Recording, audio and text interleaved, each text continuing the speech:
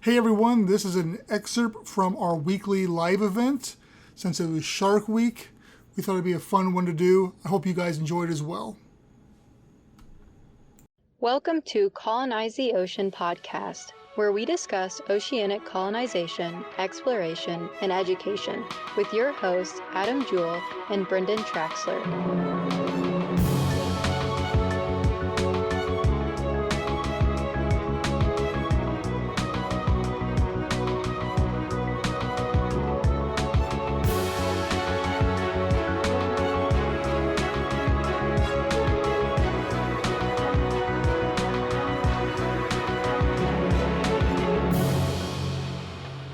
La Semana del Tiburón. Yes. Shark Week. Tobler. Oh, I thought we were going to talk about Toblerones. No. Okay. Yeah, Shark Week. So this, you'll have to maybe you know better than I do. When did Shark Week start? I don't know. It's been around for as long as I could. It's been around for a long time. Maybe one of our viewers can tell us if they remember when Shark Week started. Like, because it was like an Animal Planet thing, wasn't it? Or was it like National Geographic? I don't remember. Yeah, it's been around for a long time. Maybe one of our viewers will. Well, I mean, yeah, go ahead and Google it. Yeah, I'll just go to it quick. We got some cool shark-related content to talk about. Yeah, we do. I know I got some stuff. You got some stuff. We got some viewers that are going to participate. Do we? Yeah. I am interested on when Shark Week started and how it started. Why it started. Ooh. Okay, what do you think it started? Because it's earlier than I thought. Just give me, what year do you think it started in? 84. Man, you're close. 88. Really? That's when Shark Week started? Okay, so like on what? Oh, I don't know about that. Because Animal Planet hasn't been around that long. I know that much. No. It was Discovery Channel. Okay, so I said National Geographic. But yeah, Discovery. Okay, Discovery. Okay, cool. So 1988. That's crazy. I figured it was like 1 year 90s. older than I am. There you go. Cool. So, how do you want to go about doing this? I mean, I have some. So I figure we can start a little personal stuff. You know, the fascination with the sharks and stuff along those lines. I think sharks are amazing. I love them. And my oldest niece is really fascinated. She's on her bucket list. She said when she was 13, which she's 13 now, she wanted to dive with sharks. That was one thing she wanted to do because I think it was the age requirements and stuff along those lines. So she wanted to go diving with sharks. Now it was a few years after because Jaws was 77, I think. So it's like 11 years after Jaws. But which Jaws movie is he talking about? Well, I guess there's that too. I think the last Jaws was like 84. So, anyway. So she wants to dive with sharks. So we looked at, California, Florida, Bahamas, all these different places.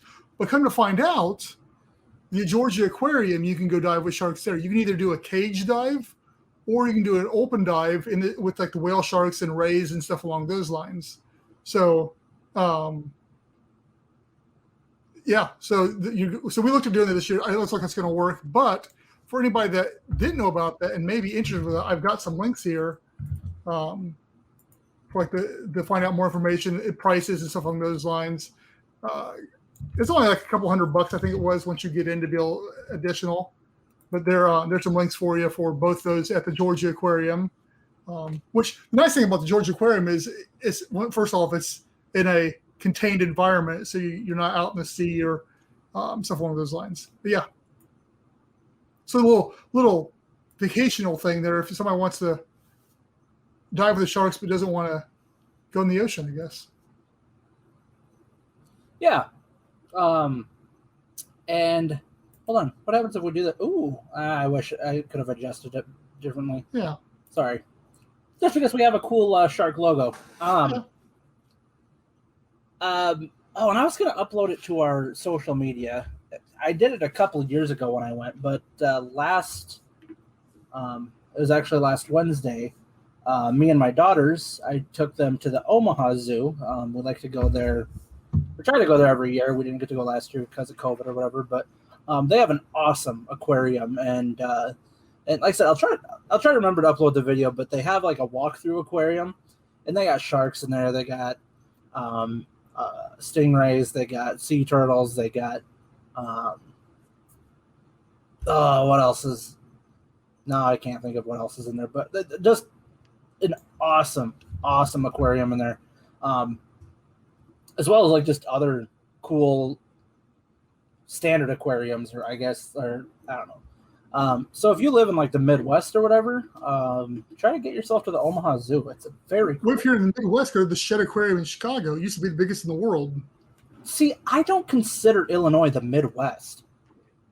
It's the Middle East of the United States. The Midwest is like everything from like Ohio over to like Nebraska. And I've always thought that was stupid. It's like that's not the Midwest. Anyway, the point is that Shed, that's when I grew up going to, was the Shed Aquarium in Chicago because it's Illinois. So yeah, that's pretty good. It's in Chicago? Yeah.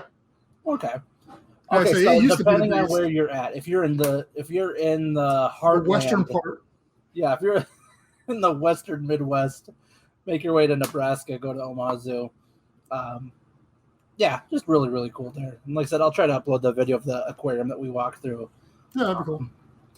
But yeah, so what do you want to do? You want to dive into some? You want me to dive into some of my cool shark facts that I found on here? Well, I didn't have too many shark facts, because I wanted you to cover them. But I have a couple of them for you. Well, how about you hit me with them? Did you know there's over 300 species of sharks? Was that one of yours? It was one of them on this list, yes. And that the smallest shark measures up to 8 inches, whereas the largest one is up to 60 foot. Is that the whale shark? Yeah, and the smallest one is the dwarf lantern shark, and the largest recorded is 8 inches. Nice. Mm-hmm. What's the other one? That's all I got. I figured you cover the facts, so. I don't have it pulled up on this list, but one that's been going around this week, especially with it being Shark Week, is that sharks are actually older than trees. They're older than dinosaurs. They're older than trees. So yeah. Okay, so I'm just going to go through these because there's a lot of them. So I'll just kind of whip through them a little bit. So this is Best Life Online, by the way. bestlifeonline.com/sharkfacts. Why don't you throw that in the thing? Why don't you throw it in the chat so people can go there too? Oh, well, I suppose I could. There, Brendan.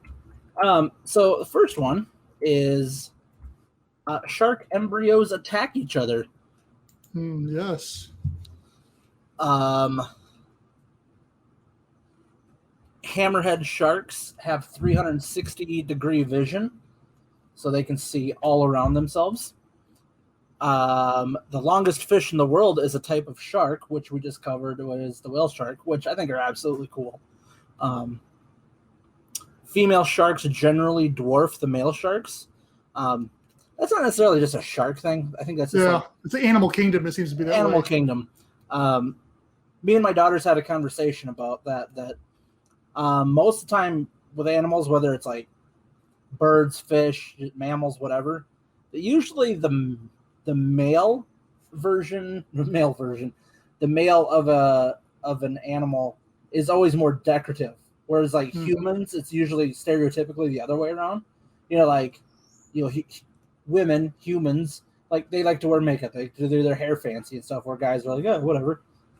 Like I said, stereotypically. But in like the animal kingdom, it's always the males that are always like more like colorful, have the more to them, where like the females are more bland looking. So I always thought that, me and my kids had that conversation. Here's the one that's like, they're literal hundreds of shark species. Not all sharks live in the ocean. There is river sharks. Bull sharks are found in tropical rivers and have evolved to swim between salt and fresh water. River sharks are true to their name, and they have been found in rivers in areas of South Asia, New Guinea, and Australia. Some sharks are pregnant for 2 years, making it the longest gestation period of any vertebrate. Great white sharks have a more powerful bite than jungle cats. But great white sharks don't have the toughest shark bite, and that goes to the bull shark, an 8-foot long great white bites with 360 pounds of force, but a 9-foot long bull shark has a bite force of 478 pounds. And they say a bull shark jaws work like a vice, actually. Like Miami Vice? Miami Vice, Tom Selleck. That wasn't Tom Selleck. I don't know. It's all way before my time, dude. I don't know. Tom Selleck did something. Mm-hmm. Okay. Magnum PI. Okay, same thing. Lightning strikes are more deadly than shark attacks. Yes. The U.S. averages just 19 shark attacks each year, and one shark attack fatality every 2 years. Meanwhile, in the coastal U.S. states alone, lightning strikes and kills more than 37 people each year. On top of that, hippos, deer, and cows are more deadly than sharks. Yeah, Glenn says, I wonder who was able to measure that bite PSI. Well, and on Shark Week, they showed how they did that. They in the past, they'll stick a thing inside a piece of meat and then hang it over the wire. When the shark comes up to bite it, it measures the bite. Oh, I suppose, yeah. So, yeah, on Shark Week, it's been several years. They may show it every year, honestly, because they show a bunch of stuff the same every year. But they showed how they measure that stuff. It says you've probably eaten shark. Not so much in the United States. They say if you eat like in the UK or in Europe, if you eat fish and chips, a lot of time that's actually dogfish shark meat, spiny dogfish shark meat. Let's see here. Sharks prefer to attack men. They said out of all the recorded shark attacks since 1580, 93% have been made on males. But they say this is likely due to the fact that the most common victims of shark attacks are surfers, swimmers, and fishermen, which is usually male-dominated. Mm-hmm. Tiger sharks will literally eat anything. Among the odd objects that have been discovered in the stomach of these animals, license plates from almost every state, video cameras, dog leashes, a bag of money, birth control pills, and other sharks. Shark litter. In the movie Jaws, when they cut open the shark, a license plate falls out. Nice. It's been so long since I've seen that. Shark litters are enormous. For example, the blue shark is known to give birth to as many as 135 pups. Their skeletons aren't made of bone. Me and you had a discussion about this earlier this week because one of our friends, S-Babe Hyde, provided. You're just going to call him out on it. No. I'm messing with you. Because one of the facts that we were going to post is that, what was it about? They're the only bony fish with eyelids. Now, a shark is all bone and cartilage. So it's all cartilage. There's no bone. Right. What did I just say? Bone and cartilage. Oh, I'm sorry. I meant to say all muscle and cartilage. Sorry. So yeah. So that's probably what he meant on that. Yeah. But like you said, I need to adjust it before I post it just so we don't get called out on it. Because we will get called out on it. Someone's like, you don't know anything about sharks. It'll probably be, I can probably tell you a couple people, which is good. I love the fact that we have people that are fact checking this and are knowledgeable on this stuff. So I love it when people are calling us out. They don't sleep at all. At least they don't sleep like humans. Some species have to continue swimming in order to breathe. Instead of falling into a deep sleep, sharks remain semi-conscious. Sharks are older than dinosaurs. Sharks used to be bigger than buildings. For example, the Carcharodon megalodon, which first appeared about 16 million years ago, grew to 55 feet long and weighed as much as 25 tons before going extinct about 2.5 million years ago. So we believe. And here's kind of a fun, naughty fact. A great white shark is about the size of a megalodon's. Really? So it says, Peter Kleinley, a shark expert at the University of California at Davis, told National Geographic that a great white is about the size of the clasper, or penis, of a male megalodon. I disagree with that. Because I was just reading something the other day that they said that they believe that they have misjudged the true size of the megalodon. They think it was smaller than what they originally believed it was. And it was like some high school student, some college student that came to this when they were going back and we looking at the jaw and the teeth of the megalodon. So that's the only thing off the shark is teeth. So you have to judge how the mouth is based on the size of the teeth. And they say they think the math was wrong on that, and the megalodon was not as big as they once thought it was. Still probably pretty big, though. Yeah, it was still big, like the size of a whale shark, but not nearly as big as they once believed. All right, fine. Be a buzzkill. Well, I'm just saying. Once again, nobody's ever seen one, so who knows? Here? It says the next one was Megalodon sparked some media controversy. The fascination around these legendary creatures earned some backlash for the Discovery Channel in 2013 when it aired a mockumentary with actors pretending to be scientists discussing the long-extinct animals as if they still existed. Sorry about my dogs in the background, by the way. This was apparently just a National Geographic thing. Sharks have way more than one series of teeth. Sharks can grow up to 50,000 teeth in a lifetime, which moves to the next one, that the ocean floor is a graveyard for shark teeth. Because sharks are constantly losing and replacing teeth, experts say that there are trillions of teeth sprinkled on the ocean floor, there for deep-sea divers to discover and turn into weird jewelry. That's how we're going to fund Atlantic sea colonies, just like scraping the floor with shark teeth and reselling them. Are like shark tooth necklaces still a thing? Oh, sure, yeah. I mean, if you look, see like megalodon teeth sell for online, you can get a decent amount of money for these suckers too. So yeah, but I gotta assume that they're a little bit harder to find than yeah. Sharks have scales.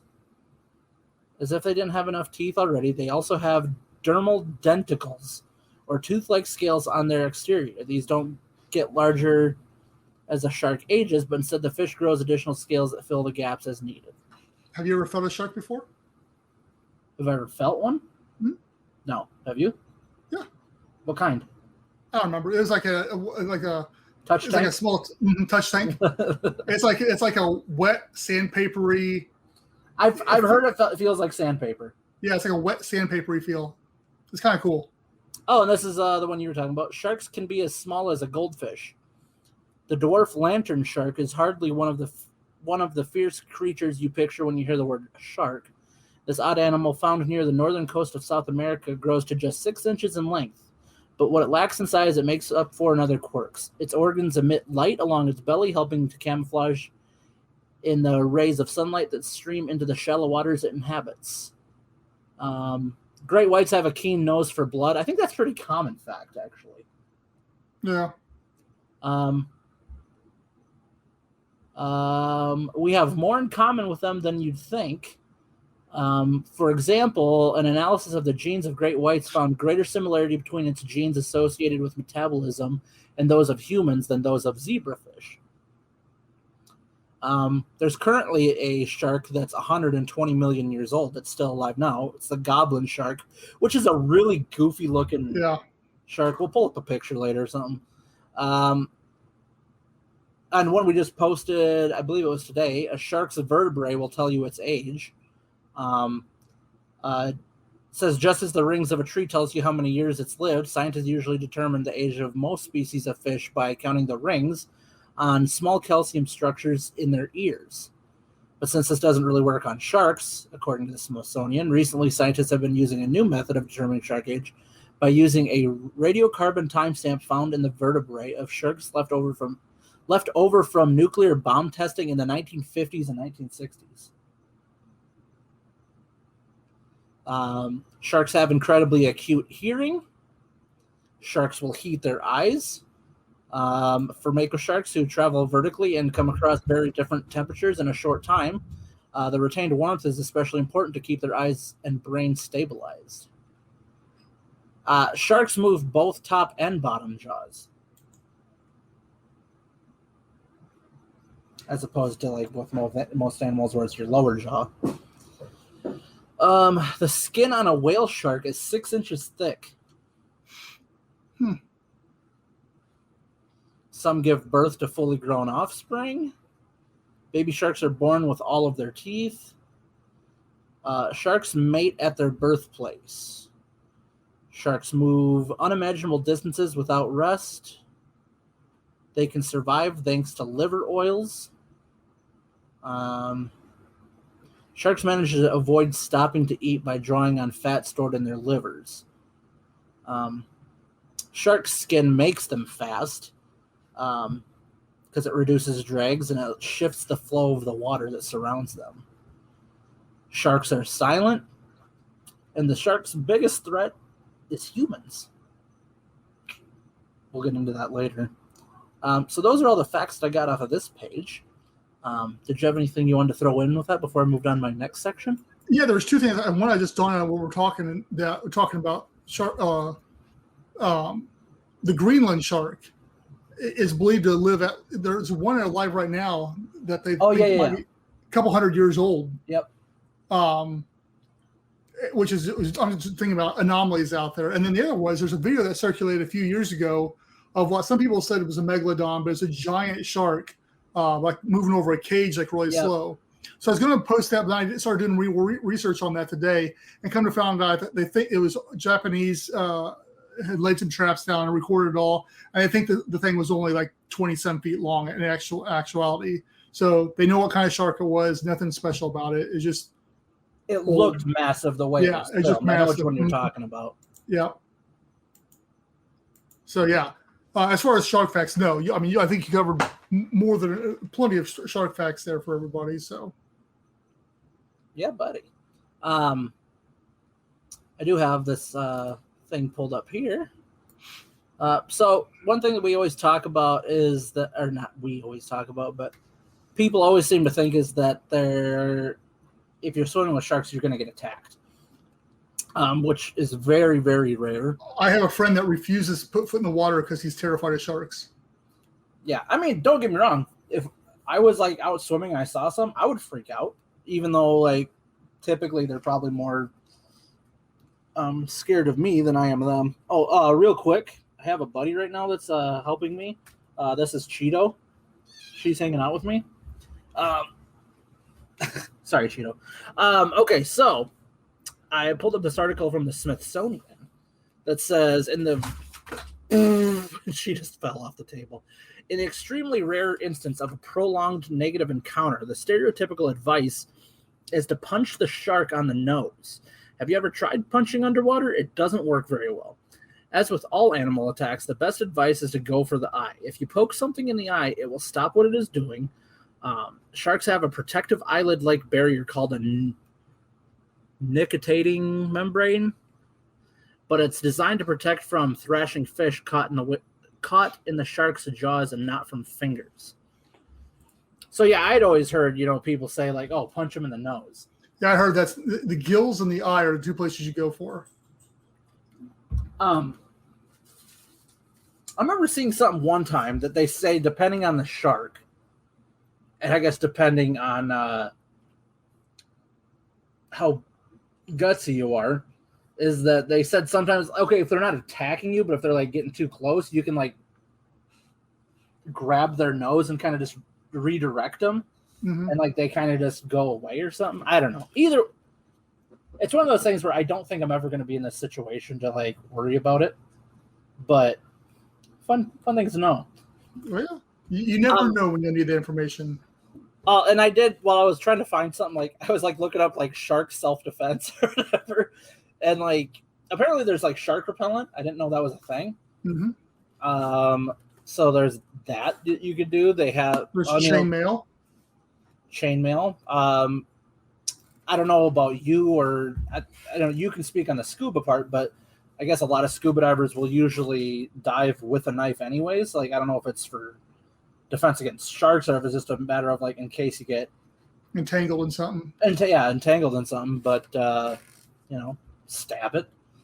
But yeah. That's what I got for that.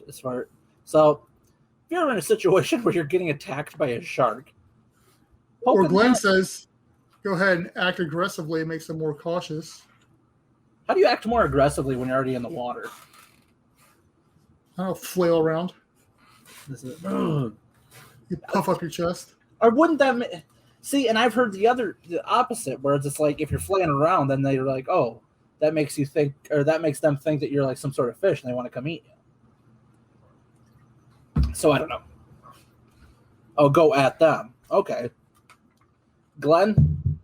No, I'm not doing that. If I see a shark, my first instinct isn't going to be like, I'm going to handle this. Like, yeah. I'm going to go scare these guys out of here. Play chicken with a shark. Like, these are my waters now. So I did pull up another article. This one was by oceanscubadive.com. It talks about the endangered sharks in the world. So it has a list of some of the sharks and like what's going on with them and all that. So the first one is the great white shark. It's listed as vulnerable, mainly because their reputation, it kind of seems like. It says the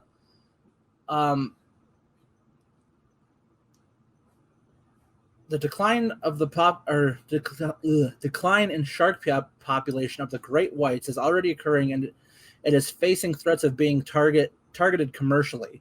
This also includes sports fishing for their jaws, the shark fin, game records, and also for aquarium display. So, I mean, it's more of a...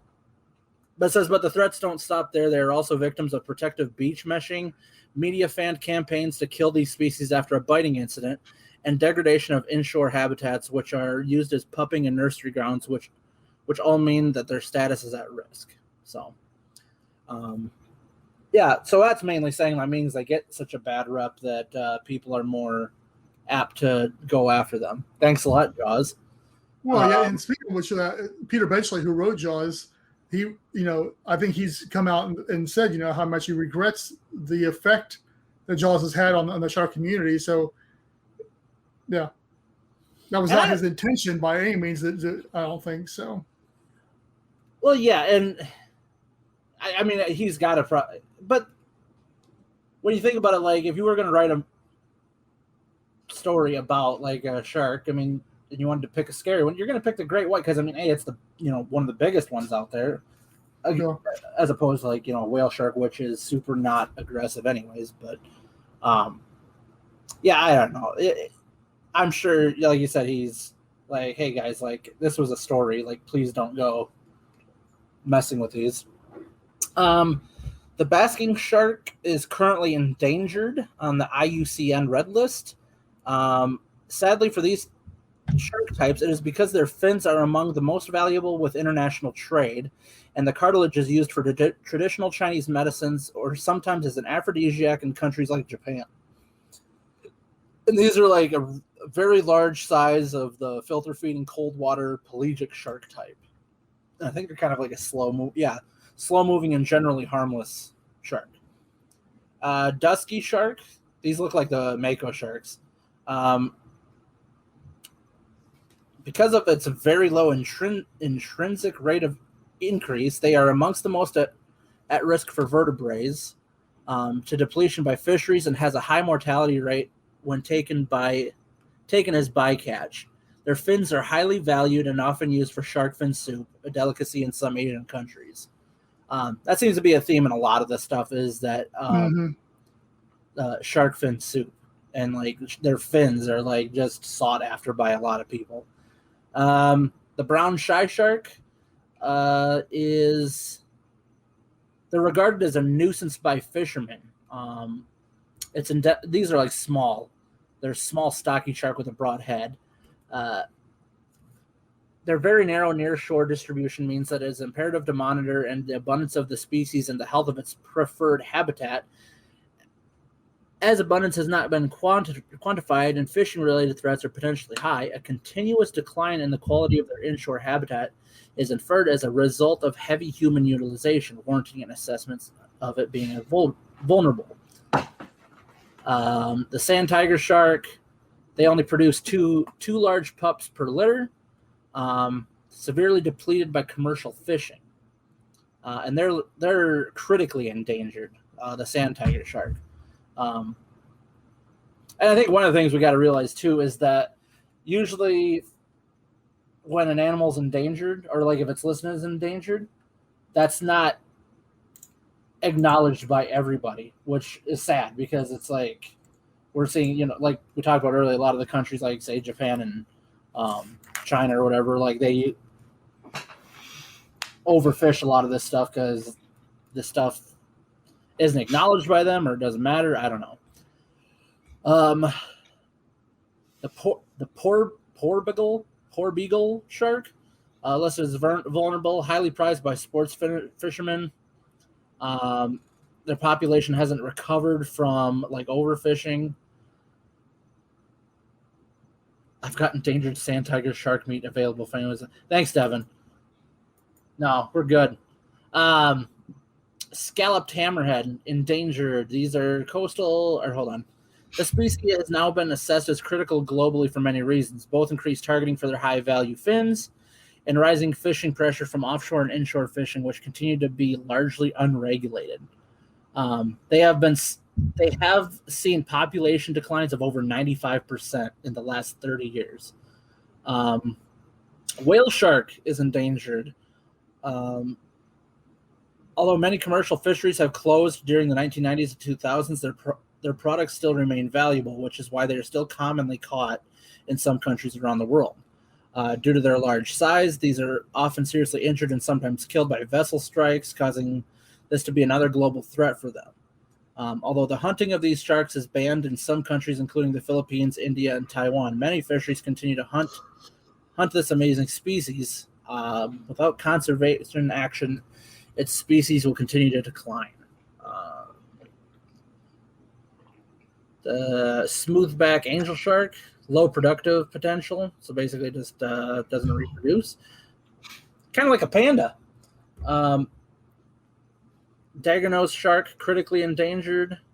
In the past 10 years, the population has seen a 90% decrease as a result of commercial fishing for its meat, and also from being bycatch, where they are often caught incidentally in floating gillnet artisanal fisheries. Combined with these factors, limited distribution, life history traits, and dramatic population declines results in them being considered a critically endangered species. So, I mean, we can spit off like this fast. What are we going to do about it, Adam? Not eat sharks. Well, Brendan, let's hold on. Yeah. I was going to say, I wonder if at the end of this.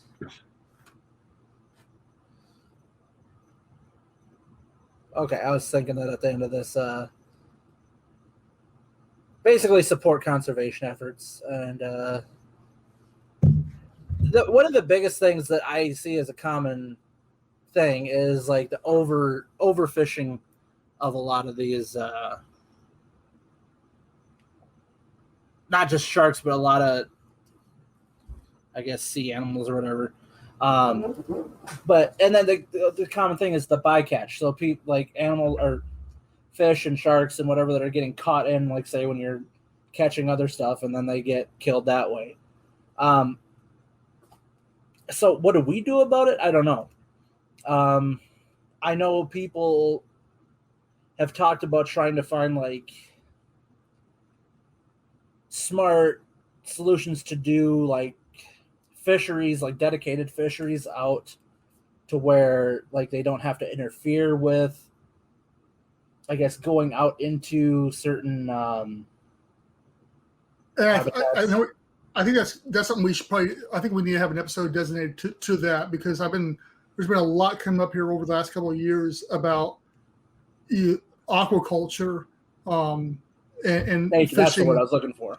Yeah, so I think that's a good comment. I think that's something we probably need to dive into. No pun intended.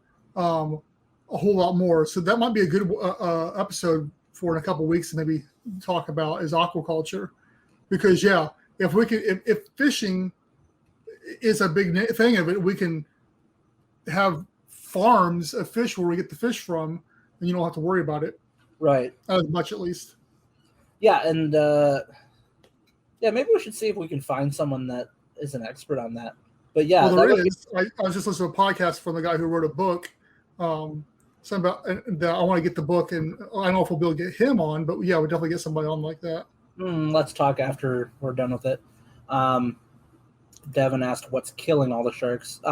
Basically, I know what was it.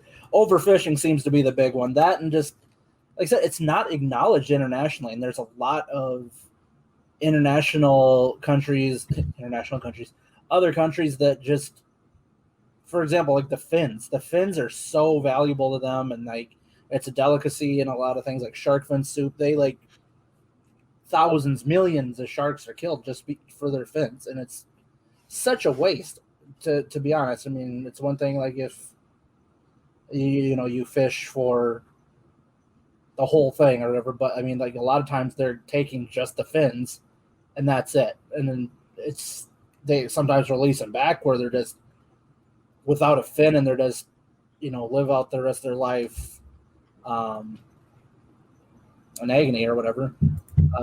Glenn says, try Greg Bird at Moat. He takes sharks for a living. That's cool. Yeah. That would be a good one. Yeah. Thanks, Glenn. I personally blame Will Smith because he had that song Shark Fin or whatever it was. And so, who He had a knows? song named Shark Fin? It was from that one. He was in that one CGI kids movie, Shark Tale or whatever it was. Yeah. Okay. So, yeah. Anyway. Nice try.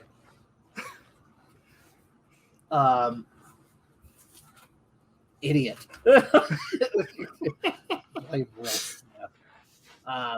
But yeah, so I mean, it ties back into what we talk about and like bringing up Atlanta Sea Colony with this is that whatever we do is gonna be environmentally responsible. Like we're not gonna be doing this to go and destroy, destroy habitats. So, we're not going to go destroy environments or whatever. Like we want to interact and we want to cohabitate in certain areas. Sure. But like, we're not going to go and destroy the marine life in an area just for the simple fact of like, oh, we want to put a little building down there. It's like, no, and what Brendan always says too, is it's like one of the best ways to be proactive in conservation with this is be put amongst it. What a better way to appreciate the marine life than being able to see it firsthand, being able to wake up and see it. So I think what we do is going to help. Yeah. And one of my things is to get Atlanta Sea Colony.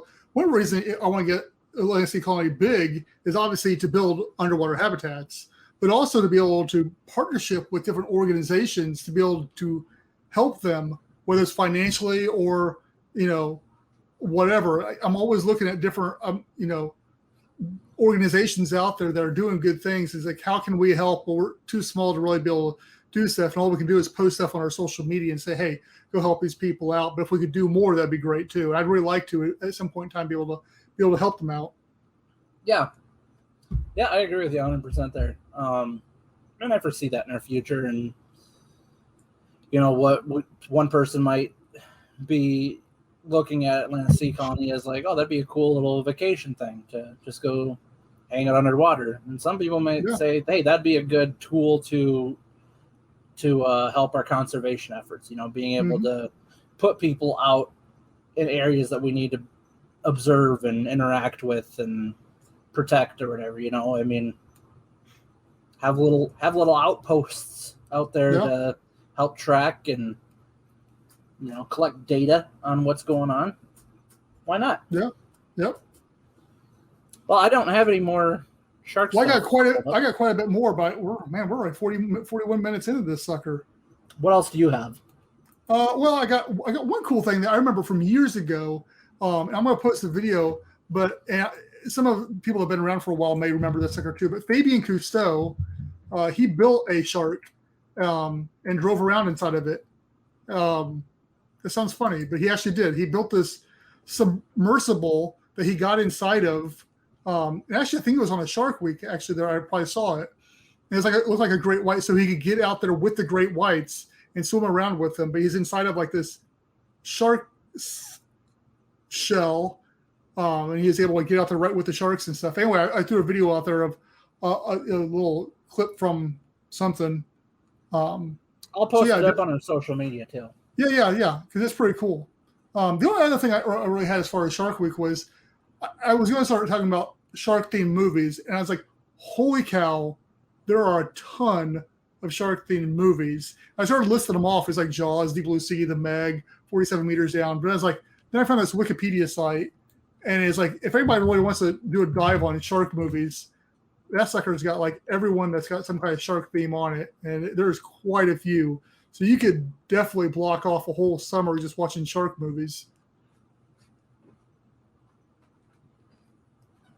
Just saying. And there's a bunch that I had never even heard of. They even put the Sharknado series in there. I'm like, that's a little bit of a stretch in my opinion, but whatever.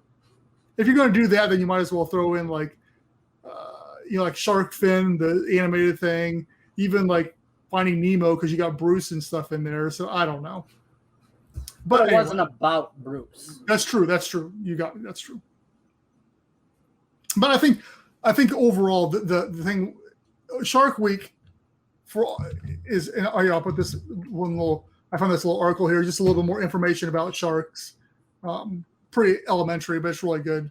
But basically, Shark Week is, I think, it's one of my. I don't watch TV anymore. But it was like the only thing I ever did watch when I watched the TV over the last few years. I tune in for Shark Week because it's cool. That's always got good stuff. It seems the last few years they've gone away and got more celebrities on there that really don't have anything to do with it. It's just more for you get notoriety, which is fine. I mean, if that gets people interested by having whomever on, like William Shatner was on this year.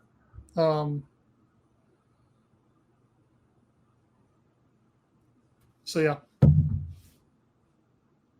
Yeah, it's I didn't read the article, but I did see a headline that I guess one of the guys from Jackass got hurt doing some sort of stunt for Shark Week. I don't know what it was, but I heard he got bit or something like that.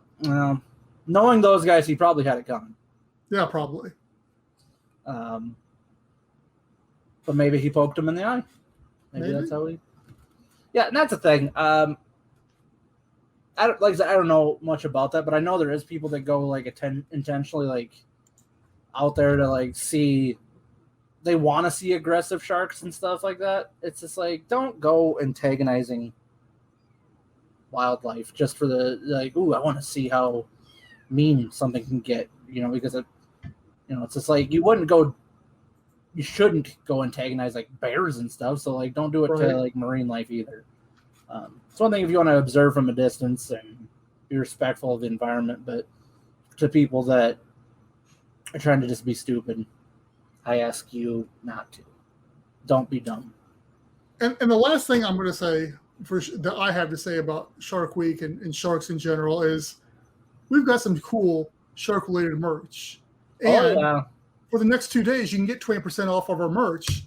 So, there's a link to our merch store. Go buy some merch. Go get some shark-based merchandise. Save some money. Discount. You shall not regret it. Yeah. Yeah. I try to find, so.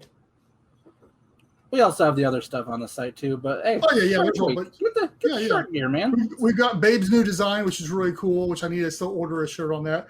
Your mug, Adam, has shipped, so it should be to you shortly. Or your shirt, whatever. I'm like, I hope you didn't order me a mug because I don't drink coffee. Your shirt. Sweet. So yeah.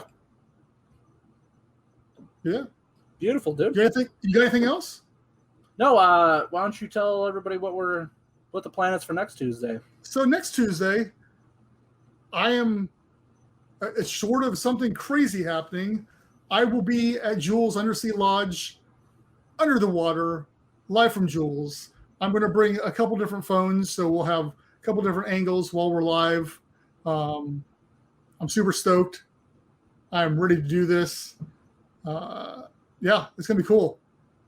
So if people, I've already posted in our Patreon, they're going to get some stuff. They've already asked questions or stated stuff. I've got my own ideas, stuff I want to do. Patreon members are going to get more of a tour than anybody else will, obviously, because they're Patreon members. But yeah, it's going to be fun. I'm excited for you, dude. Yeah. It's going to be a good time. I get to meet Thane, get to hang out and say hey to him too.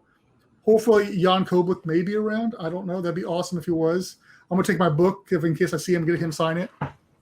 But Fanboys. Yeah, fanboy out there. Yeah, pretty much. I'll be a geek. No, that'll be fun, dude. Excited for Yeah, so if you. anybody's in the area want to hang out and say, hey, I'll be there. I'll be there flying in Monday. I'll be there spending the night Tuesday, getting out Wednesday, and then I'll fly out Thursday. So I'll have Wednesday night. I'm free. So. Man, so any of you crazy Floridians want to get in touch with Brendan? If you're down south, down around the Miami, Key Largo area. Key Largo, Montego, baby, why don't we go? Yeah. To Jules Undersea Lodge. That's right. All right, buddy. I don't got anything else. Do you want to? I don't either. You want me to close it out? Close it out. I'll go ahead and take care of the little links for you so you can just talk. Okay, boom. AtlanticSeaColony.com. Brendan actually did some updating on the website, so go check it out. From there, you can get all of our social medias. You can get our Facebook, Twitter, Instagram, LinkedIn, YouTube, all that good stuff. TikTok. We do a little bit of TikTok. Also, patreon.com/AtlanticSeaColony. If you want to donate $1 a month, you want to donate $5 a month, you can do that through Patreon. That helps us keep this live stream running. That helps us get some money set aside for the Atlantic Sea Colony habitat. So any little bit that you can help out with is appreciated. Now, if say you have $37.89 hanging in on your pocket, you're like, hey, I don't know what to do with this $37.89. You can go to paypal.me/Atlantic Sea Colony, and you can donate that $37.89 directly to paypal.me/Atlantic Sea Colony, and we would appreciate it. Anything for like a one-time donation or whatever, yeah, go through PayPal. And once again, appreciated. And like we mentioned before, you can go to AtlanticSeaColony.com/merch. We have discounts on all the Hammerhead logo memorabilia and apparel. I don't know what. All of our items. What is it, at 20%? 20%, yeah. 20% off on all that. Also have other cool designs, but like I said, it's Shark Week. Get the discounted shark stuff, man. Such a cool logo, and just and we always get a little bit of a little bit from that as well, so that helps us out when you that. And it's just like when people are like, hey, what's up with your cool shirt? They're like, oh, this is Atlantic Sea Colony. They're like, what's that? And you're like, well, let me tell you about it. And then you tell them about it, and then you have them come here. And I have a sleeveless shirt that I wear at the gym all the time. I see ladies' heads turning, looking at that back of my shirt, saying, "Ooh, man, what is that?" And they're like, "Oh, okay." That's when they see my face, but when they're looking at the back, they're like that. Like you really think you have a appealing backside? Well, I'm taking the shirt. The logo's on the back of the shirt. Oh, okay. I get what you're saying. And also, thanks to our current patrons, we have Edward Haas, Brian Acosta, and S. Babe Hyde. Thank you guys for that. Other than that, I don't got anything else for us to cover. So once again, thank you guys for your continued support and help. And like I said, next Tuesday, big live stream, because Brendan's going to be at the only visitable underwater habitat in the world. Well, I mean, I guess visitable. I guess, yeah. Visitable. Visitable by the everyday man. Yeah. Or woman. That's very progressive of us to include women into our audience. And women. Okay, guys, thanks for tuning in. We're excited to see you guys next Tuesday. I'm excited to see Brendan next Tuesday. So thank you guys. See you next Tuesday.